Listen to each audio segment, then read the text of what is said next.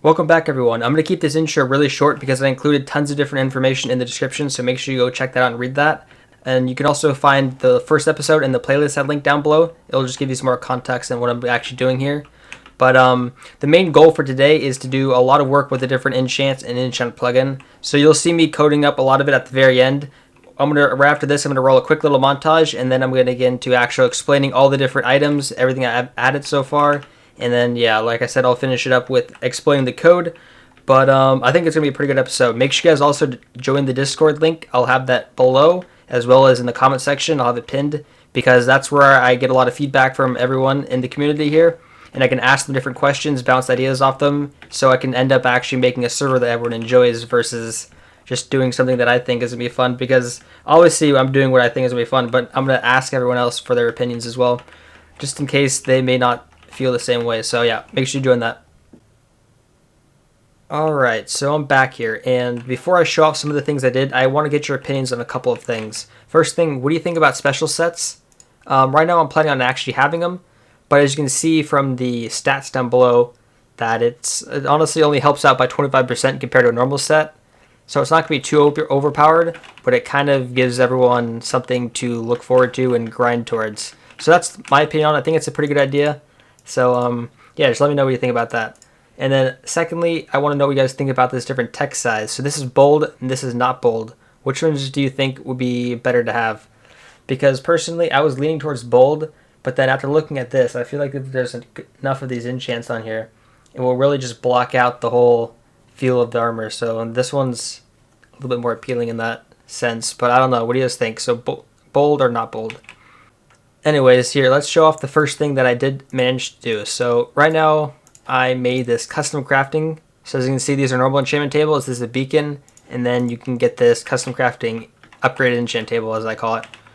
So obviously I can change the recipe to whatever I want to, but right now that's my plan. I'm just gonna have to figure out a good price for the beacon to not make it too overpowered, but not too easy to get.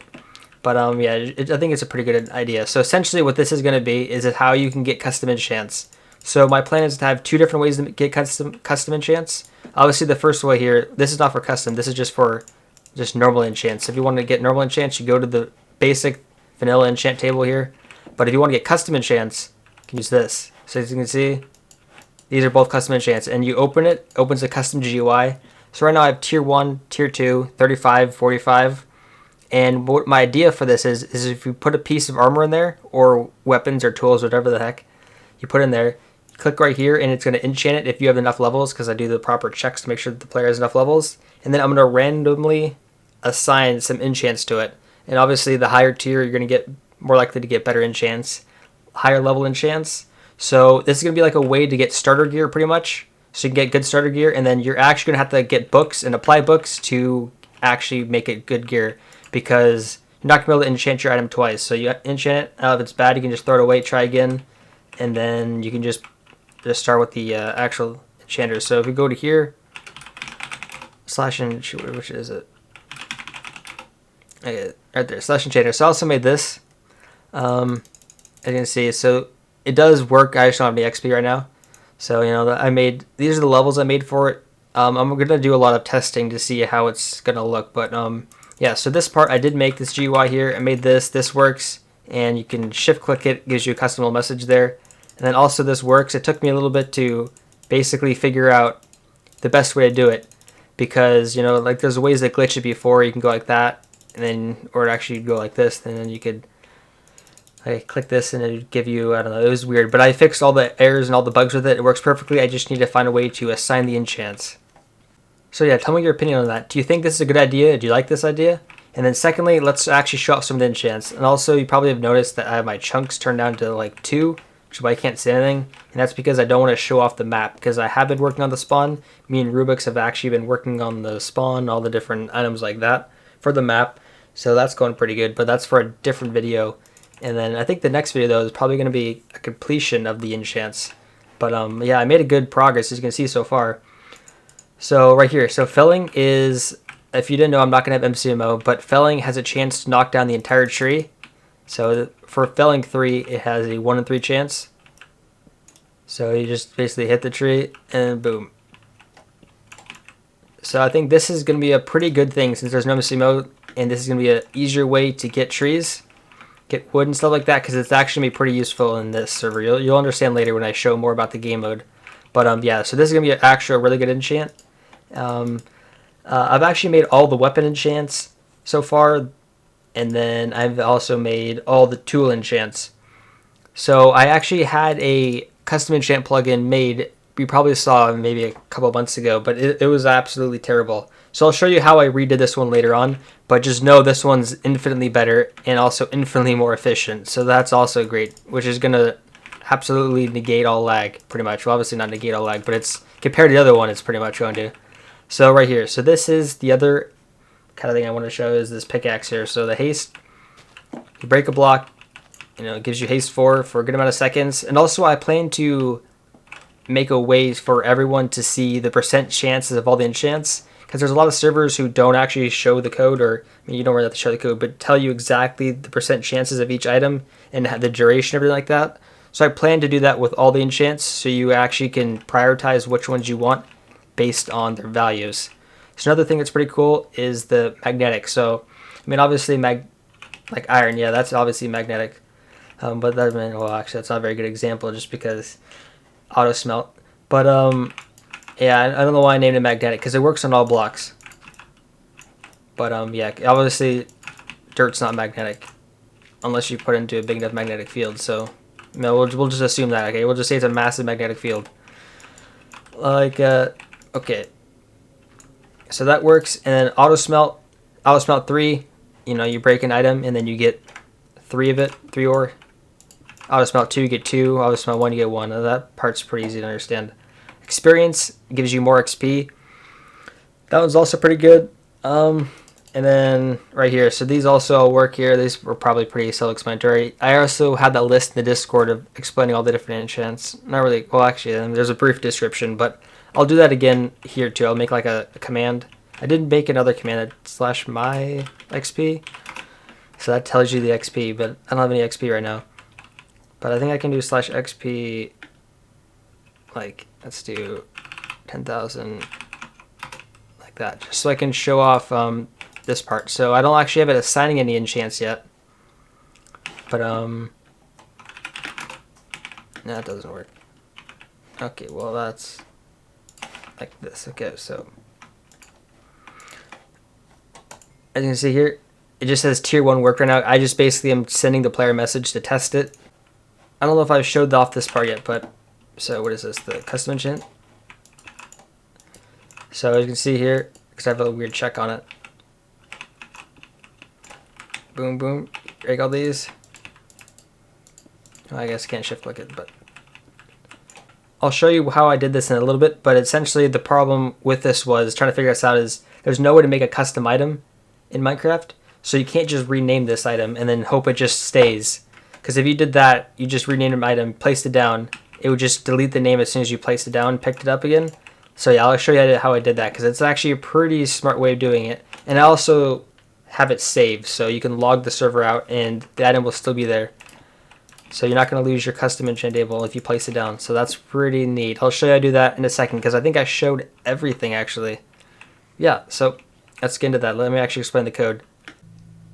Alright, I'm back. Now it's time to actually explain what my code does. So as you can probably see from the left hand side here, there's a lot of stuff that I've gotten done so far. And I think it's probably over 40 classes I've gotten done so far since the last video, which is kind of crazy considering I have 4 other classes I'm taking at college. But I guess that's how good sleeping like 6 hours is. You get a lot of stuff done. But anyways, I'm going to try to go through this fairly quickly, because as you can see up here at the bar, this is how much I want to cover in this video. And then the other stuff is most likely, I'm just going to hold off until the next video when I get everything done, because some of the other stuff I think it'll be better shown in the separate video when I actually finish everything, because you already saw what I've done. So I want to show you the code behind it now and kind of explain my process and what everything does.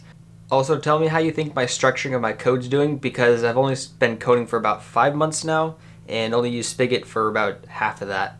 So I don't have too much experience, but to me this is, I don't know, I'm pretty happy with what I've gotten so far. So I'm just going to go through everything I've done here. So basically, Let me go to my enchants. So this is what my enchants look now, right? So this portion right here is the haste enchant. And if you want to look over here, here is what my first iteration was, and about in, what was it, late December. So as you can see here, I had an event handler which picked up every time a block was broken, and then it did all the null checks, all the other checks to make sure the player has the items, and then it just goes through and checks, oh, you have haste 1, 2, 3. So as you can see, this is terribly inefficient versus what I have now, which is just basically one line of code for this one enchant. As you can see, I don't need any of the on entity, whatever, well actually on entity, just block break event. And then right here is something I was trying to mess with. I haven't actually fully decided how I'm going to do this, but this is just the items that this enchant can be applied to. So I'm using interface right here. That's why it says implements, guys, an interface, which this is the interface, which is going to be used for all tool enchants. And the basic idea behind the interface is when I call the class through here, actually I'll explain that a little bit. Let me try to get back on track to what about the haste thing here. So my idea here is I can call the method here, this get type method, and it will tell me which items it can be applied to for enchanting, which would be kind of helpful. And then I also plan on having another one that gives the lore of the enchant. But if I find a better way to do it, then I'll probably change it. But this seems like the best way, in my opinion, so far. So that's what the haste looks like. So essentially, we pass through the enchant, the level, the player, and the block being broken. So then for right here, I can do, this is the duration, so level, so let's say max is 4, by the way. So let's say I do 4 times 50. And then it's also, you have to divide that by 20 because of it's 20 game ticks per second. And then also the level, because level 0 is actually level 1, because that's how Java works. So, and then here is my auto smelt enchant, which works like intended. It just pretty much triples your ore at level 3, doubles your ore at level 2, level 1 just gives it back, it's just smelted. Okay, so let's actually go right here and explain how I'm doing everything, because this part's going to start making more sense. So the basic idea of what you're seeing here is I'm getting the string of the actual piece of gear. So if you can see right here, string metagear equals meta.getlore.toString. So I'm getting the name of it. So let's say it's haste 4. It's going to come back here, and then I'm going to get the actual string of it. So it says haste 4. I'm going to split it up, and what essentially I'm going to end up doing is I'm going to put the string into a map plus the level of that enchant into the map. And what this is going to allow me to do is to actually access it from across many different classes using interface. And then also I do some checks down here to make sure that if it doesn't have a number attached to it, then it gets removed. Because we obviously, like let's say if you saw earlier example, that fortified helmet, you can see that it has lore at the bottom and it doesn't have any numbers there. So we don't want that in the map. So it's going to auto remove that so it doesn't cause any bugs in the code. Down here, what this switch statement does is essentially just translates the Roman numerals into actual integer numbers.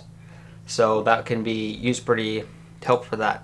So let's go into here. So the way I went about this one is I made a, where is it? Well, essentially I'm just iterating. You see right here, this is a public class, just an array list pretty much. So an array list of classes. So all of the classes for tools, I'll put in here. So right now I'm registering in here, but I think I might switch to registering it in my onEnable. Essentially what I could do is make a method and have it on the onEnable, just add everything, all my enchants, straight to the map, or not map, I guess, array list in this instance. So that will just save some time then doing it as soon as the player uses the enchant for the first time. So when on startup, it might make it more efficient, but I'll probably mess with that later.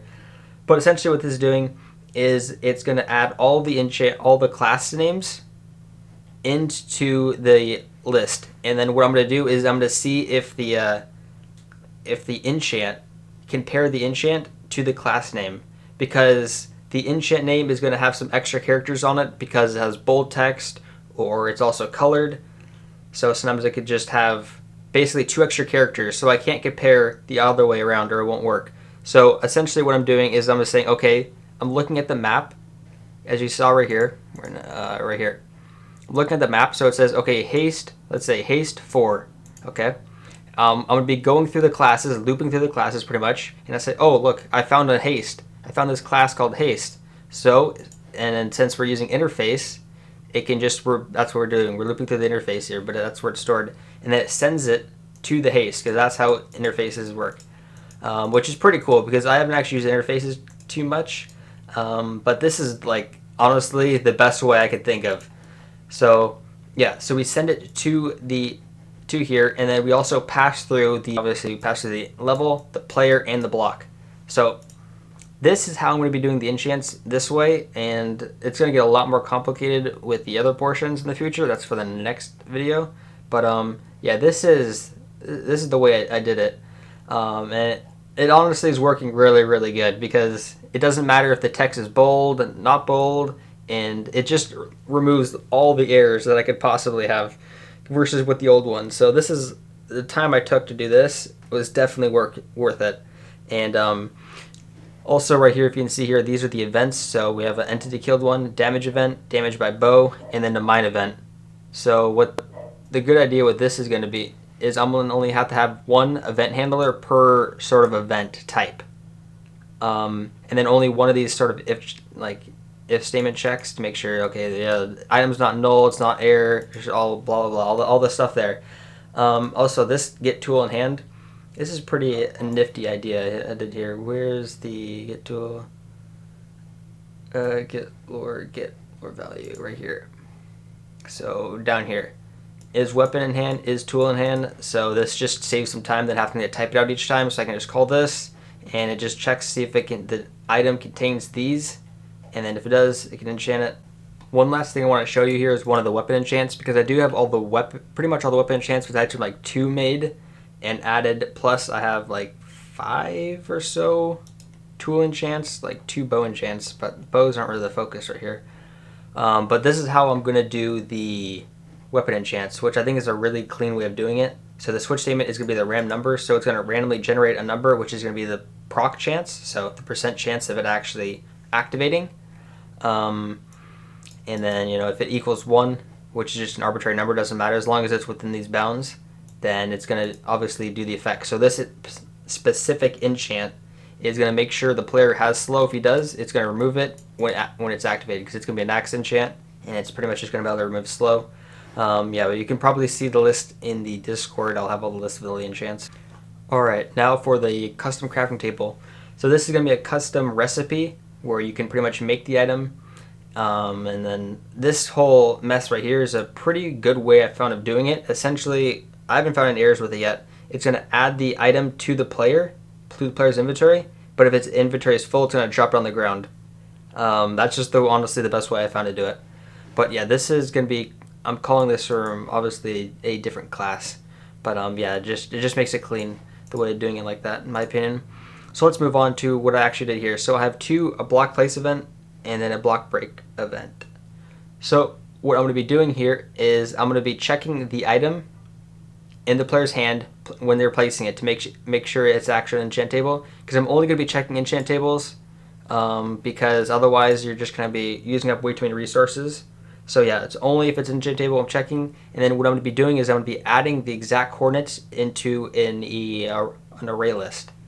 So yeah, that's how I'm going to be able to determine where there's an actual enchantment table, a custom enchant table, versus not, because there's no way of actually determining if it's a custom one versus a normal one, because let's say you use like NBT tags or some other way of renaming the block, then you place it down, it's going to instantly remove all of the tags from it.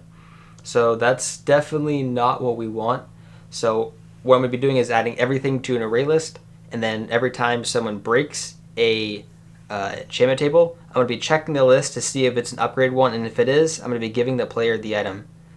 So here's where I'm actually going to be giving the player the item. Yeah, it's worked really well so far. I haven't gotten any errors with it. It's all been working really nicely. And then right here is when the player actually clicks on it, so when they interact with it.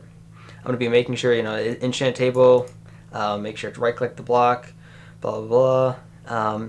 And then this whole sneaking thing is because I added this message when a player when they right click it obviously, but when they're shifting, it's going to display this message. I thought it was kind of a cool thing. It's not really needed, but that's just something added. Alright, and here is just going to be the basic GUI setup for the whole table. It's pretty basic the way you do it. You just make sure, you get all the code correct. But and this whole block of mess here, this was a lot of fun, yeah. So essentially, what this is going to do, this is kind of like the one of the thing you saw earlier. It's making sure that it actually contains these items to enchant it. And right now, I'm just going to be sending the player a message saying it worked because I haven't set up the whole randomization of enchants on it yet.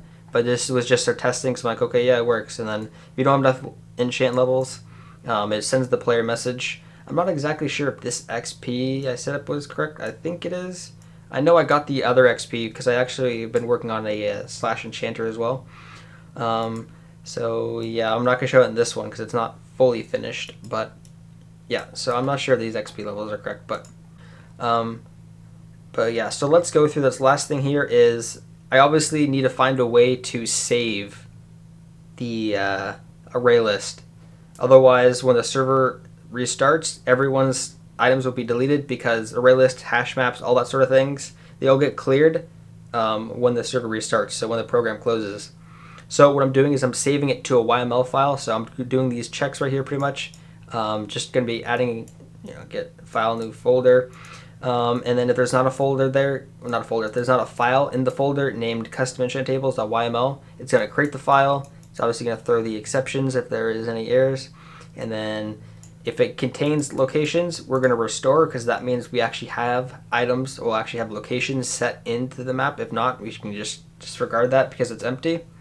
So then we'll restore. The restore method essentially here is just going to be just adding everything back into the list. So it's going to get everything from inside of the original table. Well, the YML file, whatever you want to call it, but yeah. It's going to get all those data and it's going to put it back into the array list. And then the save custom tables is going to do the exact opposite. It's going to save the data into the actual file on when it gets disabled. That's why it's on disable. And this part right here is just tells me if it's successfully enabled or disabled, so you don't need that, but that thing's pretty cool. But yeah, I think that's about it. So if you have any questions, leave that down below. I have lots more homework and work to do because finals, this is my last week, and then I will be on spring break. So hopefully I can get the whole custom enchant thing done, and I'll release another video about that shortly, hopefully. So yeah, see you guys then. Whoa.